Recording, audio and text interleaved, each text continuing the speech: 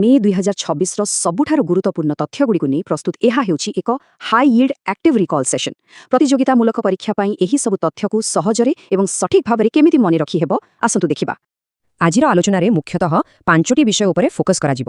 ଜାତୀୟ ଓ ଆନ୍ତର୍ଜାତୀୟ ବ୍ୟାପାର, ଅର୍ଥନୀତି ଓ ବ୍ୟାଙ୍କିଂ, ପ୍ରତିରକ୍ଷା ଓ ମହାକାଶ ବିଜ୍ଞାନ, କିଛି ଗୁରୁତ୍ୱପୂର୍ଣ୍ଣ ନିଯୁକ୍ତି ଏବଂ ଶେଷରେ ଜରୁରୀ ଦିବସଗୁଡ଼ିକର ରିଭିଜନ୍। ତେବେ ଆରମ୍ଭ କରିବା ଆମର ପ୍ରଥମ ବିଭାଗରୁ ଜାତୀୟ ଏବଂ ଆନ୍ତର୍ଜାତୀୟ ବ୍ୟାପାର ତଥା ବିଶ୍ୱ କୂଟନୀତି। ଏବେ ଗୋଟିଏ ପ୍ରଶ୍ନ ଚିନ୍ତା କରନ୍ତୁ। ମେ 2026ରେ ଭାରତର କେଉଁ ରାଜ୍ୟ ପ୍ରାଥମିକ ବିଦ୍ୟାଳୟ ସ୍ତରରେ 0% ଡ୍ରପଆଉଟ୍ ହାର ହାସଲ କରି ଏକ ନୂଆ ରେକର୍ଡ କରିଛି? ଆଉ ତା ସହ କେଉଁ ଦେଶ ସହିତ ଏକ ପ୍ରମୁଖ ଆନ୍ତର୍ଜାତୀୟ ଚୁକ୍ତି ଏହି ମାସରେ ସ୍ୱାକ୍ଷରିତ ହୋଇଛି? ଟିକେ ମନେ ପକାନ୍ତୁ।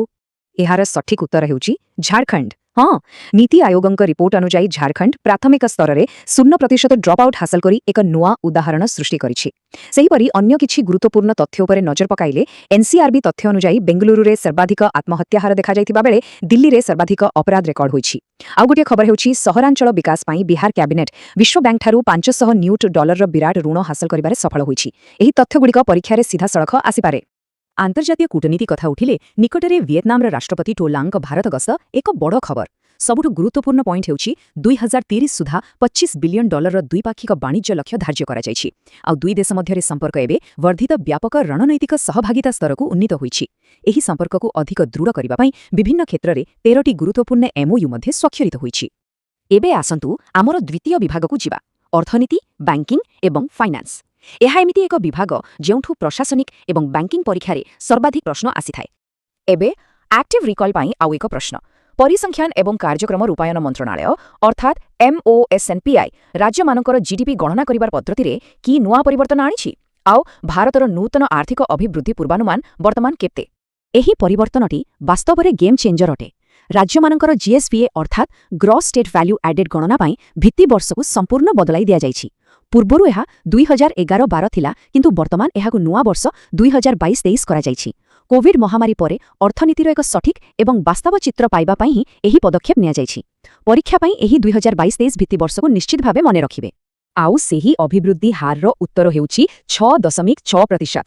ଆନ୍ତର୍ଜାତୀୟ ରେଟିଂ ଏଜେନ୍ସି S&P ଗ୍ଲୋବାଲ ଆର୍ଥିକ ବର୍ଷ 2027 ପାଇଁ ଭାରତର GDP ଅଭିବୃଦ୍ଧି ହାରକୁ 7.1%ରୁ କମାଇ 6.6% କରିଦେଇଛି।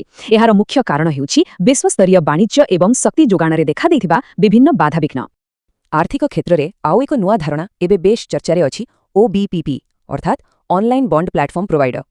ସେବି ଦ୍ୱାରା ନିୟନ୍ତ୍ରିତ ଏହି ଡିଜିଟାଲ ପ୍ଲାଟଫର୍ମଗୁଡ଼ିକ ମାଧ୍ୟମରେ ସାଧାରଣ ଲୋକେ ବହୁତ ସହଜରେ ବଣ୍ଡ କିଣାବିକା କରିପାରିବେ।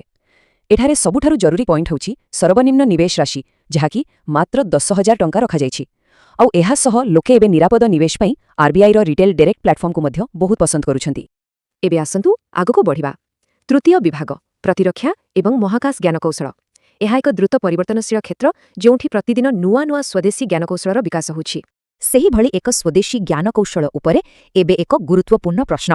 ନିକଟରେ DRDO ଭାରତର ସମ୍ପୂର୍ଣ୍ଣ ସ୍ୱଦେଶୀ ଜ୍ଞାନକୌଶଳରେ ନିର୍ମିତ ଏକ ନୂଆ ଗ୍ଲାଇଡ୍ ଅସ୍ତ୍ର ପ୍ରଣାଳୀର ସଫଳ ପରୀକ୍ଷଣ କରିଛି। ତେବେ ଏହାର ନାମ କ'ଣ ହୋଇପାରେ? ଟିକେ ଗେସ୍ କରନ୍ତୁ। ଏହି ଅତ୍ୟାଧୁନିକ ଅସ୍ତ୍ରର ନାମ ହେଉଛି ତାରା। ଏହାର ଫୁଲ୍ ଫର୍ମ ହେଉଛି ଟ୍ୟାକ୍ଟିକାଲ ଆଡଭାନ୍ସଡ୍ ରେଞ୍ଜ ଅଗମେଣ୍ଟେସନ୍। ଏହା ଏକ ଏମିତି ମଡ୍ୟୁଲାର କିଟ୍ ଯାହାକି ଅନଗାଇଡେଡ୍ ଅର୍ଥାତ୍ ପୁରୁଣା ଏବଂ ସାଧାରଣ ବୋମାଗୁଡ଼ିକୁ ସ୍ମାର୍ଟ ଏବଂ ସଠିକ୍ ଗାଇଡେଡ୍ ଅସ୍ତ୍ରରେ ପରିଣତ କରିଦେବ। ଆତ୍ମନିର୍ଭର ଭାରତ ଦିଗରେ ଏହା ସତରେ ଏକ ବିଶାଳ ବୈଶ୍ୱିକ ମାଇଲଖୁଣ୍ଟ, ଯାହା ଆମ ସେନାର ଶକ୍ତିକୁ ଆହୁରି ବହୁଗୁଣିତ କରିବ। ଡିଫେନ୍ସ ଆଉ ସ୍ପେସ୍ ସେକ୍ଟରରୁ ଆଉ କିଛି ରାପିଡ୍ ଫାୟାର ରିଭିଜନ ପଏଣ୍ଟ ଦେଖିବା। ପ୍ରଥମତଃ ଭାରତୀୟ ସ୍ପେସ୍ ଷ୍ଟାର୍ଟଅପ୍ ପିକ୍ସେଲ୍ ଆମେରିକାର ଗୁଇନ୍ଦା ସଂସ୍ଥା NRO ସହିତ ଏକ ବଡ଼ ହାଇପରସ୍ପେକ୍ଟ୍ରାଲ ରିମୋଟ୍ ସେନ୍ସିଂ ଚୁକ୍ତି ହାସଲ କରିଛି। ସେପଟେ ଭାରତରେ ହିଁ ମିକା କ୍ଷେପଣାସ୍ତ୍ରର ରକ୍ଷଣାବେକ୍ଷଣ ବା MRO ପାଇଁ ୟୁରୋପୀୟ କମ୍ପାନୀ MBDA ଏବଂ ଭାରତୀୟ ବାୟୁସେନା ମଧ୍ୟରେ ଏକ ପ୍ୟାକ୍ଟ ସ୍ୱାକ୍ଷରିତ ହୋଇଛି। ଆଉ ଏହାଛଡ଼ା ରାସାୟନିକ କିମ୍ବା ପରମାଣୁ ଜରୁରୀକାଳୀନ ସ୍ଥିତିର ମୁକାବିଲା କରିବା ପାଇଁ ନୂଆଦିଲ୍ଲୀରେ DRDO ଏକ CBRN ଫିଲ୍ଡ ଟ୍ରେନିଂ ସେଣ୍ଟର ମଧ୍ୟ ଉଦ୍ଘାଟନ କରିଛି। ଆମର ଚତୁର୍ଥ ବିଭାଗ, ଗୁରୁତ୍ୱପୂର୍ଣ୍ଣ ନିଯୁକ୍ତି। ଏହି ଅଂଶରୁ ପ୍ରାୟତଃ ସିଧାସଳଖ ମଲ୍ଟିପଲ୍ ଚଏସ୍ ପ୍ରଶ୍ନ ଆସିଥାଏ, ତେଣୁ ଏହାକୁ ଧ୍ୟାନର ସହ ଶୁଣିବେ। କାରେଣ୍ଟ ଆଫେୟାର୍ସ ଉପରେ ଆପଣଙ୍କ ପ୍ରସ୍ତୁତି କେତେ ସ୍ପଷ୍ଟ ଅଛି? ଆସନ୍ତୁ ଦେଖିବା।